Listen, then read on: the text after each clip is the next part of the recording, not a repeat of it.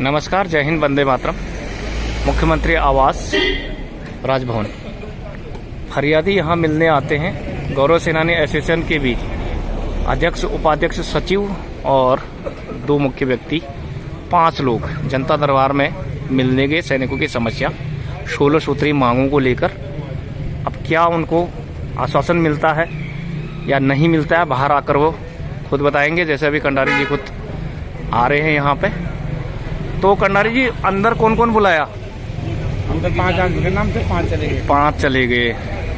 तो जैसा कि मैं पहले बोल रहा था कि मुख्यमंत्री जी से मिल के आए अध्यक्ष महोदय, इतना समय नहीं था, 5 लोग आप वहां पर गए, 5 ही अपॉइंटमेंट था, लेकिन आप अपने 16 सूत्री मांगों को पकड़ा गए। तो अध्यक्ष महोदय क्या बोला, आपको क्या आश्वासन मिला? जय हिंद साहब, आज हम लोग मुख्यमंत्री जी से मिलकर आए और उनको अपनी 16 सूत्री मांगे हम लोगों ने दी। हम पिछले 6 महीने से एक हम लोग सैनिक बहुल प्रदेश उत्तराखंड में रह रहे हैं और हम लोग एक हमारा गौरव सेनानी एसोसिएशन, हम पिछले 6 महीने से माननीय मुख्यमंत्री जी से मिलने का समय मांग रहे हैं, लेकिन हम लोग को मिलने का कोई समय नहीं दिया गया। फिर हम लोगों ने 14 फरवरी को जब पुलवामा अटैक हुआ था और शहीदों को श्रद्धांजलि दी जाती है 14 फरवरी को, तो हमने चीड़बाग शौर्य स्थल पर श्रद्धांजलि कार्यक्रम के उपरांत हमने मुख्यमंत्री आवास रैली का कूच करने का हमने एक घोषणा की थी समाचार पत्रों के माध्यम से, और अपने उसका एक छोटा वीडियो क्लिप भी है। इससे जो अपॉइंटमेंट देते हैं उनके माध्यम से सीएम साहब से वार्ता हो गई है, क्योंकि 20 तारीख तक सीएम साहब काफ़ी व्यस्त हैं और आपकी जो मांगे हैं उनको लेकर के आपका जो प्रतिनिधिमंडल 5-6 लोगों का सीएम साहब से मिलना चाहता है, उसके लिए उन्होंने सहमति दे दी है। मैंने जो उनके प्रोग्रामर हैं जोशी जी, उनको हमने बता दिया है, वो आपकी बातचीत करवाने के लिए कर रहे हैं, लेकिन वो कह रहे हैं कि जी मुख्यमंत्री जी के पास समय नहीं है। लेकिन हमने कहा अगर ये एक सैनिक बहुल प्रदेश है और मुख्यमंत्री जी के पास 6 महीने से हम लोग समय मांग रहे कि हम आपके पास वार्ता करना चाहते हैं, जो उत्तराखंड में पूर्व सैनिकों के साथ जो अनदेखी हो रही है, जो उनके साथ यहाँ पर अत्याचार हो रहे हैं, जो भूमाफियों के द्वारा उनके साथ इतना दुर्व्यवहार किया जा रहा है, उसको हम आप तक रखना चाह रहे हैं। तो हमको इस चीज के लिए समय नहीं दिया गया। तो आज अचानक से जब हम पीछे पड़े रहे कि हमको मुख्यमंत्री जी से मिलवाए, तो उनके जो प्रोग्रामर हैं जोशी जी, उनसे वार्ता होती है, बात होती है कि वो कहते हैं कि मुख्यमंत्री जी मन की बात सुन रहे हैं रायपुर में। तो फिर हमने कहा देखो मुख्यमंत्री जी, मोदी जी के मन की बात तो बहुत अच्छी बात है कि मोदी जी अपने मन की बात सुना रहे हैं, पूरा देश उनकी मन की बात सुन रहा है, लेकिन उत्तराखंड में पूर्व सैनिकों के मन की बात कौन सुनेगा?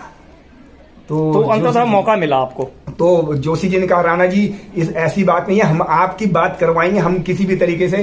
तो मैंने कहा जी आप आज हमारी वार्ता करवाइए, मुख्यमंत्री जी से मिलवाइए हमें, हमारी मन की बात को, हम भी तो अपनी मन की बात मुख्यमंत्री जी को बोलना चाहते हैं।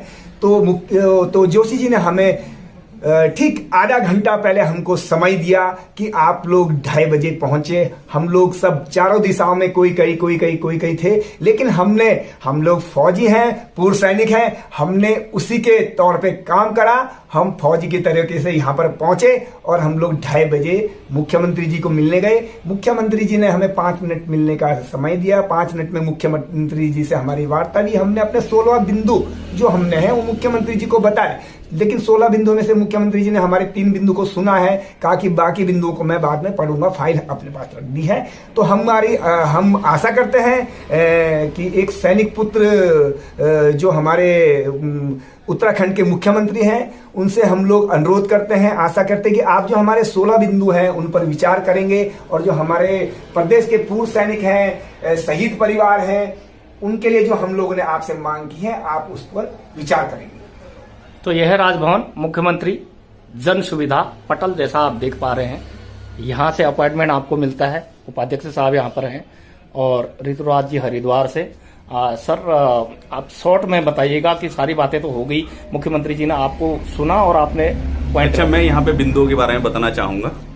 सबसे पहले तो हम जब उत्तराखंड राज्य उत्तर प्रदेश से अलग हुआ, यहाँ पे पूर्व सैनिकों से संबंधित कोई नियम नहीं बने, और जब हम विभागों में जाते हैं तो हमको लगता है कि वहां पे हमें पूर्व सैनिक दिखाई नहीं देता, जबकि हम जब हिमाचल में, पंजाब में, हरियाणा में जाते हैं, हमें वहां पे जज मिल जाते हैं, एसडीएम मिल जाते हैं, एसपी मिल जाते हैं, बीडीओ मिल जाते हैं, सीडीओ मिल जाते हैं, एसडीओ मिल जाते हैं। लेकिन उत्तराखंड में अगर आप विभागों में जाएंगे तो आपको पूर्व सैनिक केवल गार्ड की नौकरी करता हुआ मिलता है। तो हमने इसके लिए आंकड़े जुटाए। तो वो आंकड़े क्या थे? आंकड़े हमने देखा पूरे भारतवर्ष में नंबर 1 पे हिमाचल प्रदेश पूर्व सैनिक देता है और नंबर 2 पे उत्तराखंड देता है, नंबर 3 पे पंजाब देता है। इसी प्रकार कड़ी बहुत लंबी है। लेकिन जब हम पूर्व सैनिकों को आरक्षण का लाभ देने की बात करते हैं तो 28 राज्य प्लस 8 यूनियन टेरिटरी हैं। उन 36 राज्यों में से उत्तराखंड निचले 5 पायदानों में आता है। मतलब कि ऊपर के 5 पायदानों में भी नहीं है, नीचे के 5 पायदानों में है।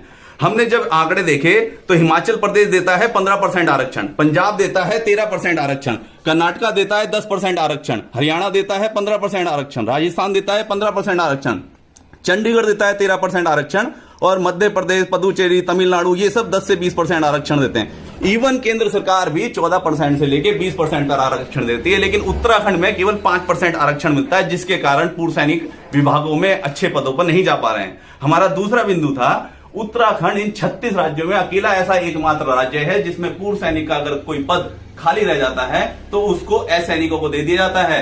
इसके अलावा हिंदुस्तान का कोई भी ऐसा राज्य नहीं है जहां में पूर्व सैनिक का पद अगर खाली रह जाए या तो उसे बैकलॉग में डालते हैं या फिर पूर्व सैनिकों के आश्रितों को देते हैं। तो हमारी डिमांड यही है कि इन पे भी आपको नियम बनाने की जरूरत है। और इसके लिए जब हम पुनीता वाजपेयी मैडम लोक सेवा आयोग की उप सचिव से मिले तो उन्होंने कहा इसके लिए आपको नियम बनवाने के लिए राज्य सरकार के पास जाना पड़ेगा। इन्हीं सब कारणों से हम आज मुख्यमंत्री जी के पास मिलने के लिए आए थे।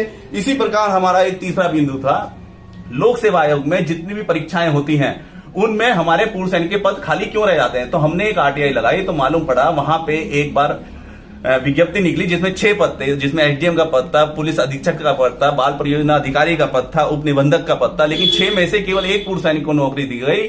आरटीआई में मालूम पड़ा 488 पूर्व सैनिक ने उसके लिए आवेदन किया था, उन्होंने परीक्षा लिखी थी, लेकिन 1 ही पूर्व सैनिक को नौकरी दी गई। बाकी के 487 लोगों का क्या हुआ?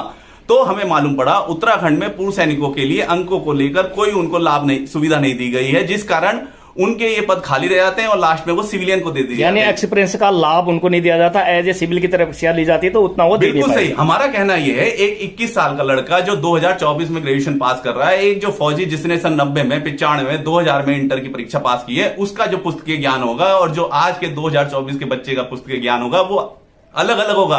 अगर मोदी जी आज प्रधानमंत्री बने वो केवल पुस्तकीय ज्ञान पे नहीं बने हैं, वो आज अनुभव के आधार के पे बने हैं। और जो एक पूर्व सैनिक हमारा 15-17 साल का जो उसका उन्नत कोटि का ब्रेन है उसको हम कुछ सोच ही नहीं रहे हैं। हम ट्रेनिंग, अनुभव, एक्सपीरियंस, सहन शक्ति और विभिन्न प्रकार के सिचुएशन में काम करने का रिबेट मिलना चाहिए था। तो हमारा कहना यह है इसमें जिस तरीके से आप अनुसूचित जाति के बच्चों को बोलते हैं 35 अंक की अनिवार्यता हो, तो हमारा कहना यह है ग्रुप ए और ग्रुप बी में आप 35% के लिए पूर्व सैनिकों को भी दें और ग्रुप सी और डी में कोई अनिवार्यता ना रखें, क्योंकि ग्रुप और सी की एक क्लर्कल टाइप की नौकरी होती है और सब पूर्व सैनिकों ने की हुई है। जय हिंद।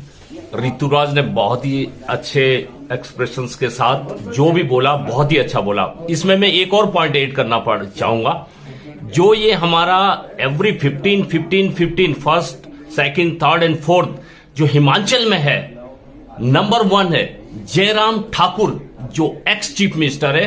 वहां पे जब सैनिक संगठनों ने पूछा कि तुम्हारे को 15% चाहिए, तब लोगों ने वहां से हुंकार आई थी कि हमें एवरी ग्रुप में 25% चाहिए। और उसका एक वीडियो क्लिप है, वीडियो रिकॉर्ड है कि Jairam Thakur ex chief minister of Himachal Pradesh इसी इलेक्शन से पहले उसने बोला था कि अब की बार हम हर कैटेगरी में 25% जो है ये देंगे और रिजर्वेशन देंगे। और हिमाचल में आज हमारे साथ के कोई एसडीएम, कोई नायब तहसीलदार है, कोई कुछ बड़े बड़े पोस्टों में, क्योंकि वहां पे आर्मी वालों के लिए, डिफेंस वालों के लिए उन्होंने एक अच्छी सोच रखी है।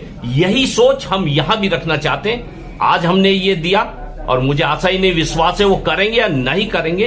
तो हम लोग अपने पार्टी के साथ, अपने संगठन के साथ गौरव सेनानी विचार करेगी कि फर्दर इसका क्या एक्शन होगा। गौरव सेनानी सेशन की तरफ से मुख्यमंत्री को दिए गए हैं। मुख्यमंत्री जी ने इसको इस पर कार्रवाई करेंगे, क्योंकि हमें उम्मीद है, क्योंकि हमारे प्रदेश के मुख्यमंत्री एक सैनिक पुत्र हैं और हमारा सैनिक कल्याण मंत्री भी एक सैनिक हैं और हमारा प्रदेश बहुमूल्य सैनिकों का प्रदेश है। और इसी कारण हमारे माननीय मोदी जी ने 4 धामों के बजाय 5वां धाम भी सैनिक धाम के नाम से यहाँ पे बनाया है। यदि इतनी सैनिक बहुमूल्य हमारा है तो मुझे उम्मीद है कि हमारे मुख्यमंत्री जी इस पे जरूर गौर करेंगे और सभी पुरुष सैनिक, सौरभ सैनिक, वीर नारियां और उनके आश्रितों के लिए ये कल्याणकारी योजना है और इस पे कोई कार्य करेंगे। धन्यवाद। जय हिंद। आज आपने देखा कि किस प्रकार से हमने आज अपने पूर्व सैनिकों के लिए, अर्ध सैनिकों के लिए, वीर नारियों के लिए जिस प्रकार एक नए आंदोलन की शुरुआत की है और भविष्य में हम इस आंदोलन को चरम उत्कर्ष तक ले जाएंगे और निश्चित तौर पर अपने अधिकारों को प्राप्त करेंगे। हम चाहेंगे कि उत्तराखंड का प्रत्येक सैनिक का परिवार हमारे साथ जुड़े और हमारी अपील है कि जब भी हम उन्हें बुलाएं, जब भी हम सैनिकों के लिए कोई आह्वान करें तो निश्चित तौर पर वह अपने तन, मन, धन किसी भी प्रकार से हमारे साथ जुड़ने के प्रयास करें और हमारे हाथों को मजबूत करें। धन्यवाद। जय हिंद। सम्मानित साथियों, आपने देखा कि किस प्रकार से गौरव सेनानी एसोसिएशन और अन्य संगठनों के साथ इसके लिए हम लोगों ने वार्ता करके जो 16 सूत्री हमारी मांगे, इन बिंदुओं को लेकर हम माननीय मुख्यमंत्री जी के पास गए थे। गौरव सेनानी एसोसिएशन इसी प्रकार उत्तराखंड के पूर्व सैनिकों, शहीद परिवारों, आश्रित परिवारों के लिए लड़ाई लड़ता रहेगा, उनके हितों के लिए लड़ता रहेगा, उनके हकों के लिए लड़ता रहेगा। धन्यवाद। तो जिस प्रकार से आज मुख्यमंत्री जी से मिले 16 सूत्री कार्यक्रम के लिए कुछ बिंदु यहाँ पर रख दिए गए हैं। अलग सा 16 सूत्री बिंदुओं को विस्तार से आपको अगले वीडियो में जरूर दिखाया जाएगा, इसलिए बने रहें विजय पथ के साथ। धन्यवाद, नमस्कार, जय हिंद, वंदे मातरम।